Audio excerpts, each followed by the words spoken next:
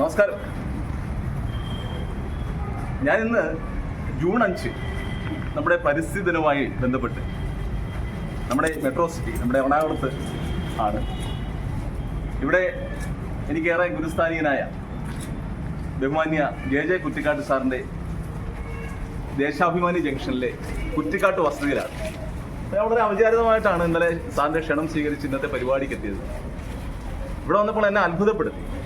ഈ ജൂൺ 5 എത്തിപ്പെടേണ്ട മണ്ണിൽ തന്നെ എത്തി എന്നുള്ളൊരു സന്തോഷം എനിക്കുണ്ടായി. കാരണം ഇപ്പോൾ നമ്മൾ കണ്ടുകൊണ്ടിരിക്കുന്നത് ഇരിക്കുന്ന മഹനീയമായ ഈശ്വരീയ ജന്മമാണ് ജെ കുറ്റിക്കാട്ട് സാർ. സാറിൻ്റെ വീട്ടിൽ നിന്ന് നമുക്ക് മുന്തിരിത്തോപ്പ് കാണാനും വേണ്ടി കേരളത്തിലെമ്പാടുമുള്ള ആൾക്കാർ, ഞാനൊരു ഇടുക്കി ജില്ലക്കാരനായതുകൊണ്ട് എൻ്റെ വീടിൻ്റെ സമീപത്തോടുള്ള KK റോഡിൽ കൂടി നമ്മുടെ കമ്പത്തേക്ക് യാത്ര ചെയ്യുന്ന സാഹചര്യം ഒരുപാട്, എൻ്റെ സുഹൃത്തുക്കളടക്കം ഒരുപാട് ആൾക്കാർ ഈ കമ്പത്തേക്ക് യാത്ര ചെയ്യുന്ന കാണാം. പക്ഷെ ഞാനിവിടെ വന്ന് കണ്ടപ്പോൾ ഈ മെട്രോ സിറ്റിയിലെ മുന്തിരിത്തോപ്പ് എന്ന് പറയുന്ന പോലെ എറണാകുളം മെട്രോ സിറ്റിയിലെ ഒരു മുന്തിരിത്തോപ്പ് എന്നെ അത്ഭുതപ്പെടുത്തി. ഇത് കണ്ടില്ലേ, നമ്മുടെ ഇപ്പം നിൽക്കുന്നത് മുന്തിരി പഴുത്തത് കൊല ഇങ്ങനെ പഴുത്ത് നിൽക്കുക. അതുകൊണ്ടോ മുന്തിരി കൊല പഴുത്ത് നല്ല കഴിക്കാൻ പാകമായിട്ട് നിൽക്കുന്നത്. ഇതിങ്ങനെ ഒരു 10 സെൻറ്റ് 15 സെൻറ്റ് നീളത്തിൽ ഇതിന് മുന്തിരി തോപ്പാക്കി കുറ്റിക്കാട്ട് സാർ മാറ്റിയിരിക്കുകയാണ്. സാറിനെ സംബന്ധിച്ച് സാറിൻ്റെ ഒരു സവിശേഷത, സാറ് ഏതാണ്ട് 3 പതിറ്റാണ്ട് 4 പതിറ്റാണ്ട് കാലമായി ചലച്ചിത്ര രംഗത്ത് സജീവമായിരുന്ന ആളാണ്. 4ഓളം ചിത്രങ്ങൾ നിർമ്മിച്ച ആളാണ്.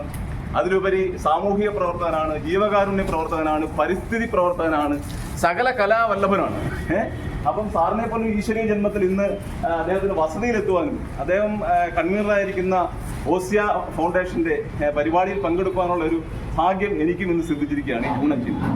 അപ്പോഴാണ് അത്ഭുതം എന്ന് പറയട്ടെ, സാറിൻ്റെ മുന്തിരിത്തോപ്പ് മെട്രോ സിറ്റിയിലെ മുന്തിരിത്തോപ്പിൽ വരാൻ വലിയ ഭാഗ്യമുണ്ടായി.